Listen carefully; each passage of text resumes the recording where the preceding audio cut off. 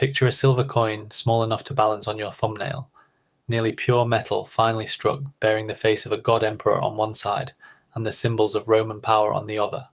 For 5 centuries this coin, the denarius, was the beating heart of the ancient world's greatest economy.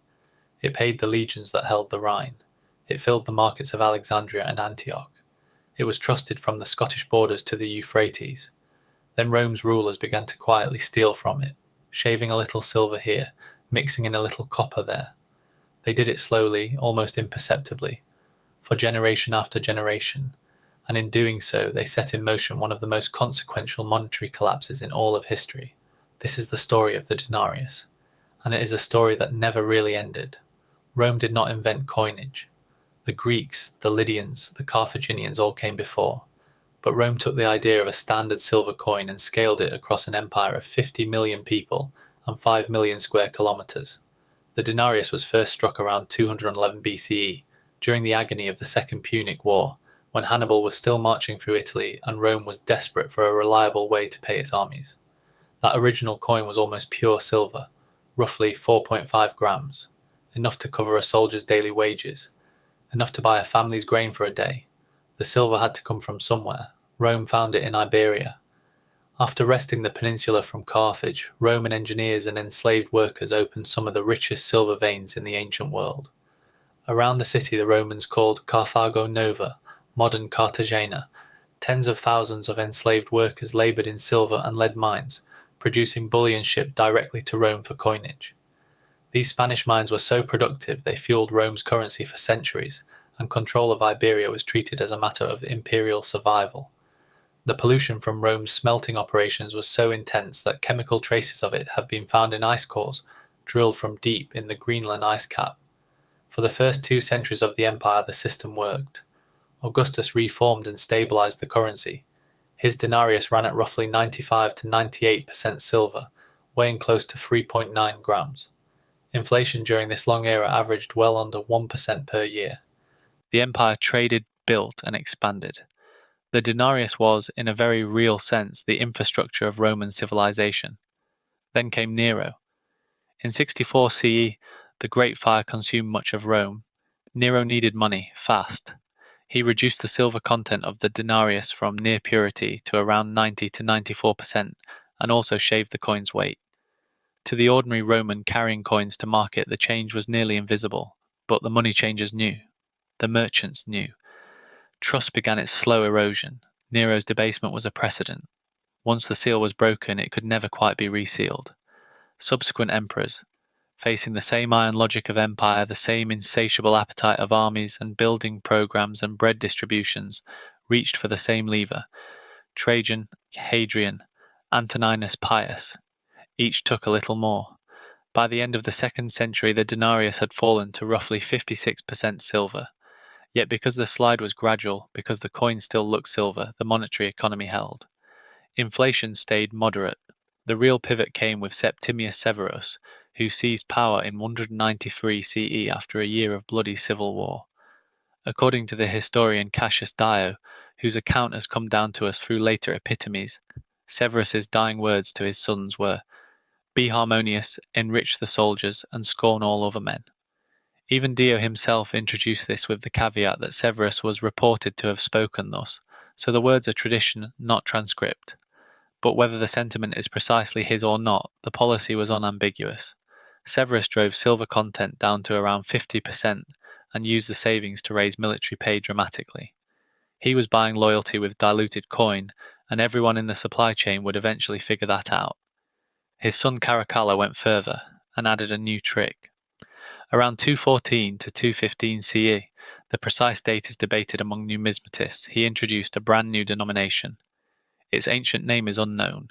Scholars today call it the Antoninianus, a modern label derived from Caracalla's official name, Marcus Aurelius Antoninus. It was declared worth 2 denarii, but it only contained about 1.5 times the silver of a single denarius. Caracalla was issuing currency at face value with less than the promised backing. Gresham's law took hold immediately. People hoarded the better old coins and spent the new ones. Prices adjusted upward to compensate. The debased coin chased good money out of circulation. And then the crisis of the 3rd century arrived, and the empire's monetary system fractured completely. Between 235 and 284 CE, Rome saw roughly 26 emperors, most elevated by armies and killed by armies. Persian forces drove deep in the east. Gothic and Alemanni warriors poured across the Rhine and Danube. Plague swept through cities. Tax revenues collapsed as farmland was abandoned. Meanwhile, the cost of keeping legions loyal climbed with every coup and counter-coup. Emperors in this era did not have weeks to plan, they had days, and the one tool always at hand was the mint. The silver content of the Antoninianus was gutted with terrifying speed. By 260 CE, when Emperor Valerian was captured alive by the Persian king Shapur, a humiliation without parallel in Roman history, widely regarded by ancient and modern sources alike as the only time a reigning emperor was ever taken prisoner by a foreign enemy, the coin's silver purity had plunged to around 15%. By the time Gallienus was murdered in a coup in 268, it had dropped to 5% or less. The coin was now essentially a bronze token dipped in a thin silver wash. Merchants and soldiers understood what was happening, even without the vocabulary of monetary economics. Soldiers began refusing payment in coin and demanding goods instead. The Roman government itself, in a profound signal of systemic collapse, began insisting that taxes be paid in gold or in kind, not in the very coins it was furiously minting. The monetary economy that had unified the Mediterranean world began reverting, region by region, toward barter.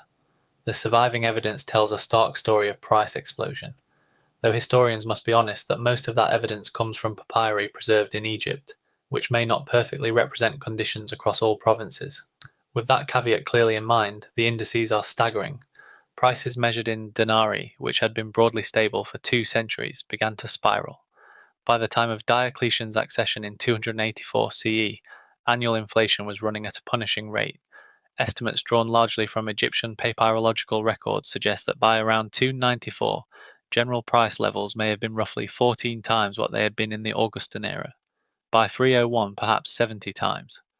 Whatever the precise empire-wide multiplier, and we cannot know it with certainty, this was not inflation. This was monetary disintegration.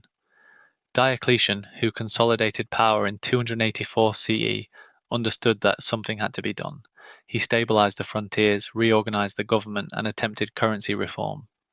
Then, in 301 CE, he issued one of the most ambitious economic edicts in ancient history, the Edict on Maximum Prices. It set legal ceilings on more than 1 to 200 goods and services, from grain and beef to linen and sea freight rates. The penalty for exceeding the prices was not a fine, it was death for buyer and seller alike.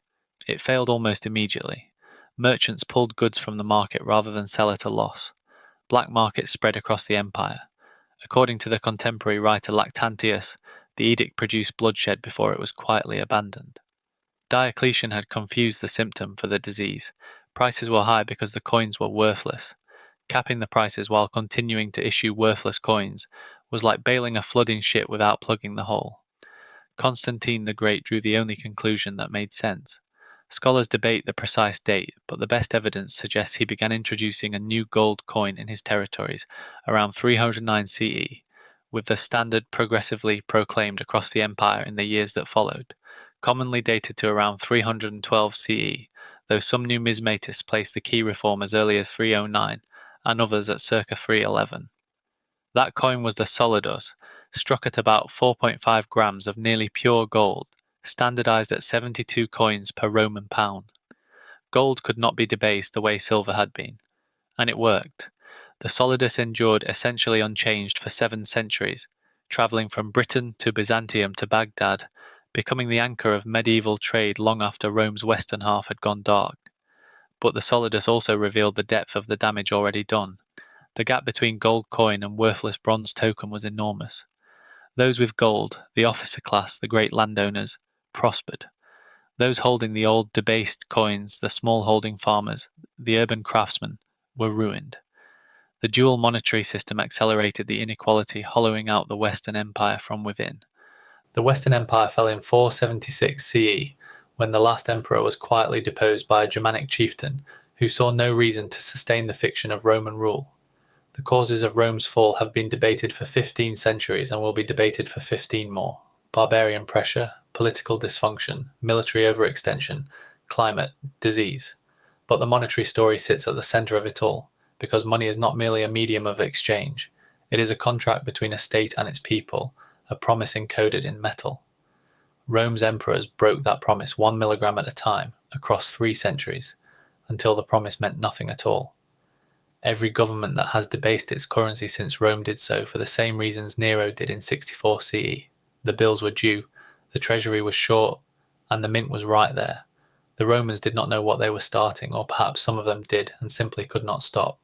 The denarius outlasted its silver. Whether any empire can outlast its money is a question still very much open. Every episode of the Agora takes many hours to research, verify and craft, because the story of money deserves to be told properly. If you found this worthwhile, subscribe and turn on notifications to follow the series as it unfolds.